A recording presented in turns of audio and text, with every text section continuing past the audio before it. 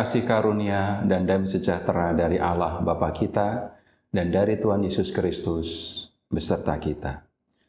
Saudara-saudara, setelah menjadi orang yang percaya kepada Yesus, Paulus punya tugas untuk memberitakan Yesus.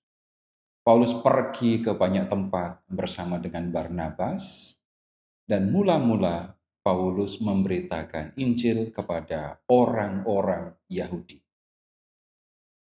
Kalau datang ke suatu kota, Paulus akan mencari sinagoga, tempat orang Yahudi beribadah pada hari Sabat. Tetapi pengalaman di Antiokhia menunjukkan bagaimana orang-orang Yahudi itu menolak pemberitaan yang disampaikan oleh Paulus. Sejak itu, kemudian Paulus memutuskan untuk pergi memberitakan Injil kepada bangsa-bangsa bukan Yahudi.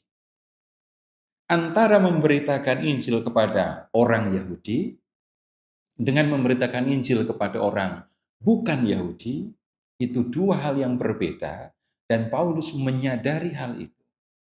Ketika bicara kepada orang Yahudi, Paulus akan menggunakan Taurat, kitab suci mereka. Paulus akan berbicara tentang tokoh-tokoh yang dihormati oleh orang Yahudi.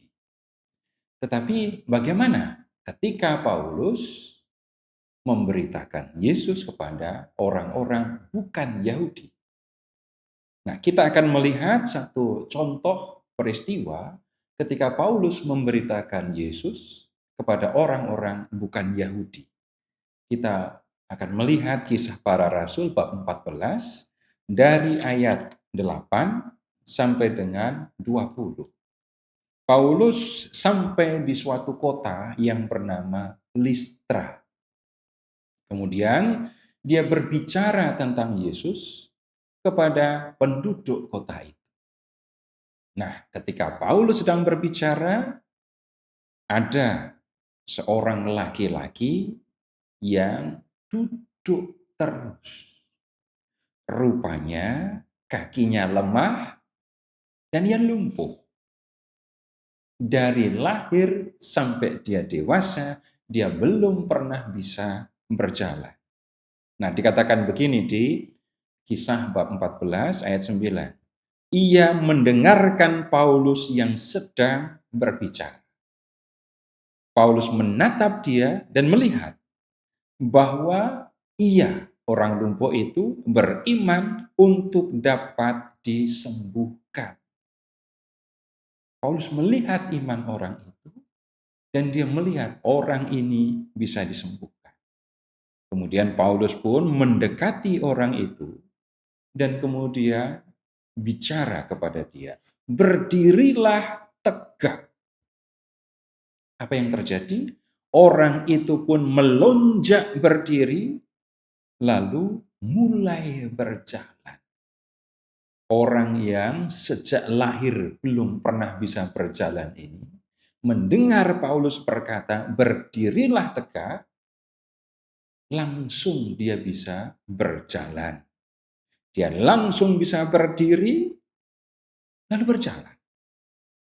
Jelas bahwa ini adalah sebuah mukjizat yang dilakukan oleh Paulus, tentu saja. Yang sebenarnya mengerjakan ini adalah Tuhan Yesus yang diberitakan oleh Paulus. Tetapi orang-orang Listra punya sikap yang berbeda karena mereka belum percaya kepada Yesus. Nah, di ayat 11 dikatakan begini, ketika orang banyak melihat apa yang telah diperbuat Paulus, mereka itu berteriak. Apa yang mereka katakan? Ilah-ilah, dewa-dewa telah turun ke tengah-tengah kita dalam rupa manusia. Nah, ada dua orang yang datang, dan mereka menyangka dua orang itu adalah dewa. Barnabas mereka sebut Zeus, dan Paulus mereka sebut Hermes, karena dialah, Pauluslah yang berbicara. Dua orang Dewa yang disebut ini adalah dewa-dewa Yunani. Zeus adalah dewa yang tertinggi.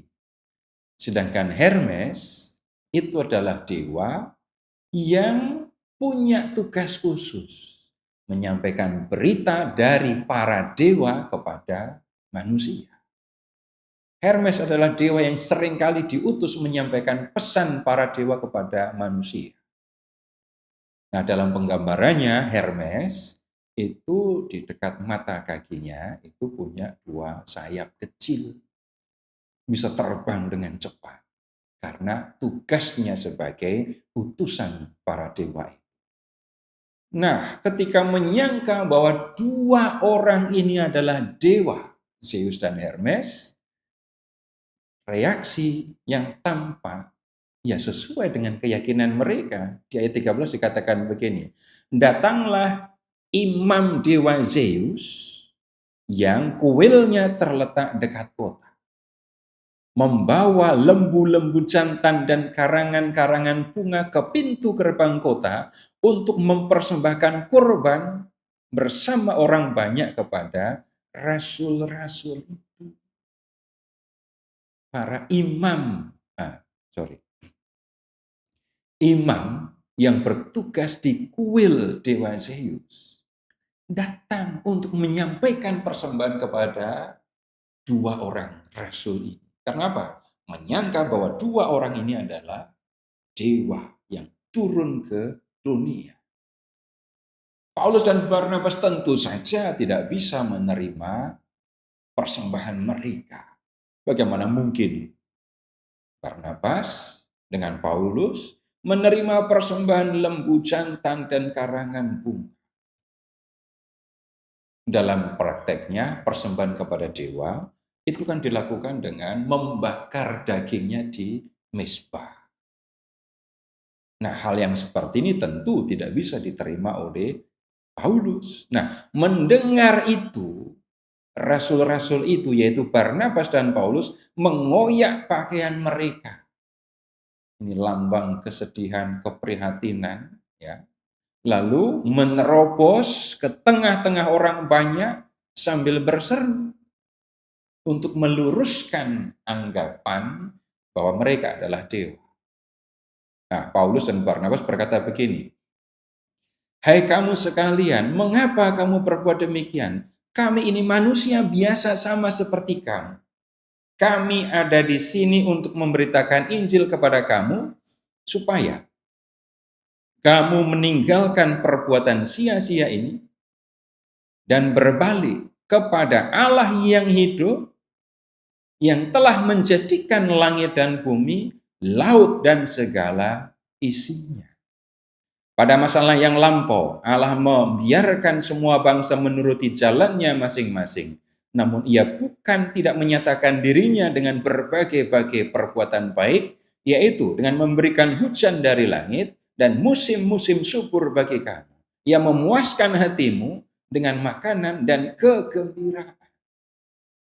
Paulus berbicara kepada orang-orang bukan Yahudi.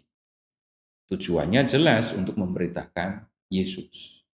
Tetapi Paulus tidak menyebut hukum Taurat, tidak menyebut tokoh-tokoh perjanjian lama.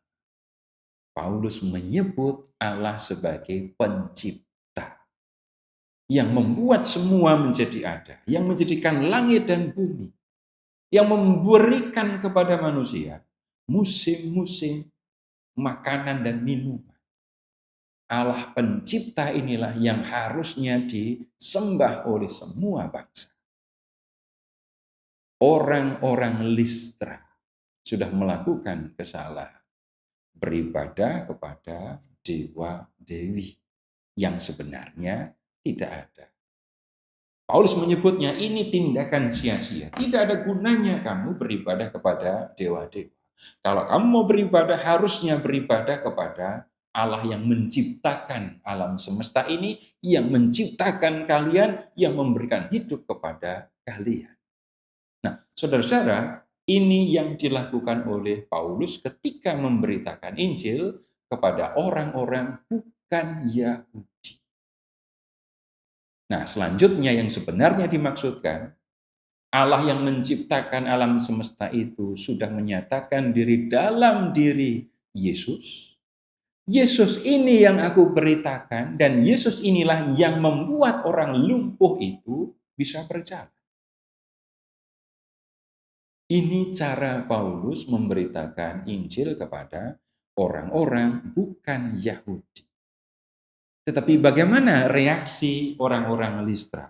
Walaupun rasul-rasul itu berkata demikian, mereka hampir-hampir tidak dapat mencegah orang banyak mempersembahkan kurban kepada mereka.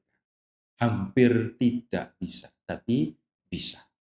Paulus dan Barnabas tidak mau diperlakukan sebagai dewa. Nah, kemudian kita lihat apa yang dikerjakan oleh Paulus kepada orang-orang bukan Yahudi ini mendapat reaksi dari orang-orang Yahudi yang menolak Paulus. Di ayat 19 dikatakan begini, datanglah orang-orang Yahudi dari Antiokhia dan Ikonium, dan mereka mempengaruhi orang banyak itu sehingga berpihak kepada mereka. Lalu mereka melempari Paulus dengan batu dan menyeretnya keluar kota karena mereka menyangka bahwa ia telah mati. Orang-orang Yahudi yang menolak Yesus datang ke Listra, mempengaruhi orang Listra, dan akibatnya Paulus harus menanggung konsekuensi yang sangat serius. Paulus dan Barnabas lihat dilempari dengan batu. Yang disebut dilempari batu di sini adalah Paulus karena Paulus yang berbicara. Nah, kemudian setelah dilempari batu, ya, Paulus seperti orang mati. Dan kemudian orang menyeretnya keluar kota. Tapi lihat, ketika murid-murid itu berdiri mengelilingi Paulus, bangkitlah ia dan masuk ke dalam kota. Tugas Paulus sebagai pemberita Injil belum selesai. Walaupun sudah dilempari batu dan hampir mati, Paulus tetap melakukan tugasnya. Tuhan menyertai Paulus dan menunjukkan pekerjaanmu belum selesai, kamu masih harus memberitakan namaku. Lemparan batu yang membuat badannya hampir mati itu belum menghentikan langkahnya sebagai alat yang digunakan oleh Tuhan untuk memberitakan Yesus. Nah, saudara-saudara, berangkat dari pengalaman Paulus ini, kita bisa melihat, kita belajar bagaimana Tuhan juga akan menunjukkan kepada kita langkah yang harus dikerjakan, langkah yang harus diambil dalam situasi-situasi yang tidak terduga yang kita hadapi. Tuhan menyertai kita, akan menunjukkan kepada kita mana yang berkenan kepadanya untuk dilakukan. Seperti Tuhan menunjukkan kepada Paulus, kamu memberitakan Injil kepada orang-orang bukan Yahudi. Cara yang harus kamu tempuh adalah langkah ini. Kemudian, kita juga melihat, kalau Tuhan memberikan tugas kepada Paulus, Tuhan juga bertanggung jawab. Tidak hanya memberi tugas, tapi memberikan juga kemampuan untuk menjalankan tugas itu. Kalau Paulus dilempari dengan batu, hampir mati, tetapi tidak mati. Ini menjadi tanda tugas Paulus belum selesai. Dan Paulus masih harus melanjutkan tugas yang dipercayakan kepadanya. Kita juga perlu memohon kepada Tuhan, saudara-saudara, supaya Tuhan menolong kita untuk mengerjakan tugas-tugas yang dipercayakan oleh Tuhan kepada kita dalam kehidupan kita.